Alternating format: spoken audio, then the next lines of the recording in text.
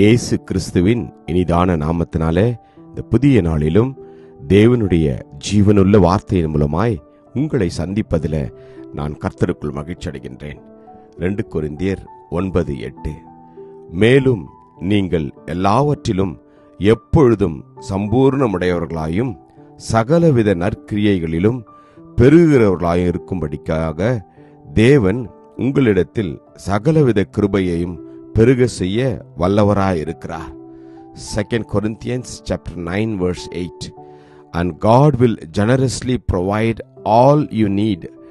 Then you will always have everything you need and plenty left over to share with others. Amen. கர்த்தருடைய நாமம் மகிமைப்படுவதாக.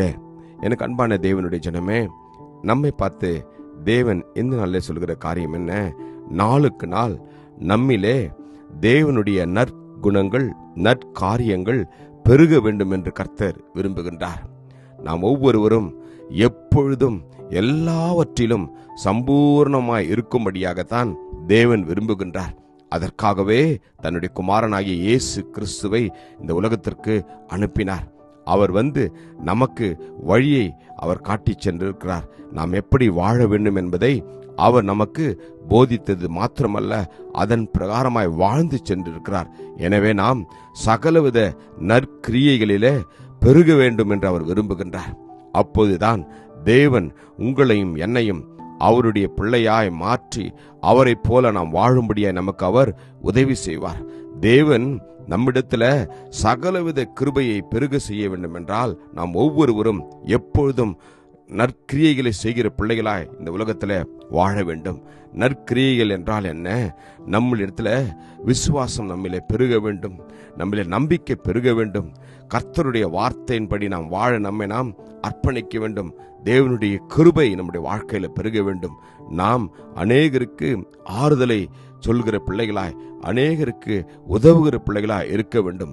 அது மாத்திரமல்ல, தேவனுடைய ஆவியின் கனி நம்முடைய வாழ்க்கையில இருக்க வேண்டும். அன்பு, சந்தோஷம், சமாதானம், நீடிய பொறுமை, தயவு, நற்குணம், விசுவாசம், சாந்தம், இச்சையடக்கம், இப்படிப்பட்டவைகள் இந்த அற்புதமான இந்த ஆவியின் கனிகளினால நீங்களும் நானும் நிரப்பப்படுகின்ற போது கர்த்தர் நிச்சயமாய் நம்மிலே அவர் பிரியப்படுவார். வேதம் சொல்கிறது, உங்களில் நற்கிரியைகளை தொடங்கினவர் இதை இயேசு கிறிஸ்துவின் நாள் பரியந்தம் முடிய நடத்துவார் என்று நம்பி என்று எழுதியிருக்கிறது. எனவே கர்த்தர் நமக்கு கொடுத்திருக்கிற ஒவ்வொரு நற்குணங்களில நீங்களும் நானும் பெருக நம்மை அர்ப்பணிப்போம். தேவனுடைய சித்தத்தை செய்யவும் அவருடைய சத்தத்தை அநேகருடைய வாழ்க்கையிலே மாற்றும்படியாய் அவருடைய வார்த்தையை நாம் அறிவிக்கவும் நம்மை நாம் அர்ப்பணிப்போம். தேவன் நம் ஒவ்வொருவருக்கும் அந்த விசுவாசத்தை கொடுப்பார், நம்பிக்கையை கொடுப்பார். ஆமென். நீங்கள் போதிக்கப்பட்டபடியே விசுவாசத்திலே உறுதிப்பட்டு ஸ்தோத்திரத்தோடு அதிலே பெருக வேண்டும் என்று நம் சபைகளிலும் நம்முடைய குடும்பங்களிலும் நம்முடைய விசுவாசம் பெருக வேண்டும். தேவன் மேல் நாம் கொண்டிருக்கிற ஒவ்வொரு வார்த்தையில் மேல் இருக்கிற நம்பிக்கை பெருக வேண்டும். பரிசுத்த ஆவியின் பலத்தினாலே உங்களுக்கு நம்பிக்கை பெருகும்படிக்கு நம்பிக்கையின் தேவன் விசுவாசத்தினால் உண்டாகும் எல்லாவித சந்தோஷத்தினாலும் சமாதானத்தினாலும் உங்களை நிரப்புவாராக என்று. ஹல்லேலூயா. கர்த்தருக்குள் நீங்கள் உறுதிப்பட்டவர்களாயும் அசையாதவர்களாயும் கர்த்தருடைய கிரியையிலே எப்பொழுதும் பெருகிறவர்களாயிருங்கள் என்று வேதம் சொல்கிறது. இந்த நாளில் நம்ம அர்ப்பணிப்போமா?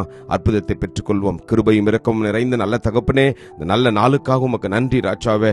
அப்பா, நாங்கள் எப்பொழுதும் எல்லாவற்றிலும் எப்பொழுதும் சம்பூர்ணம் உடையவர்களாய் இருக்க சகலவித நற்கிரியைகளிலும் பெருகிறவர்களாய் இருக்கும்படியாய் நாங்கள் எங்களை அர்ப்பணிக்கிறோம். அப்பா, உம்முடைய கிருபை ஒவ்வொரு வாழ்க்கையிலும் பெருக செய்யும்படியாய் இந்த நாளிலே நீர் எங்களை ஆசீர்வதிப்பதற்காக உமக்கு நன்றி. இயேசுவின் நாமத்திலே ஜெபிக்கிறோம் ஜீவனுள்ள நல்ல தகப்பனே. ஆமென். God bless you. Jesus loves you. Amen.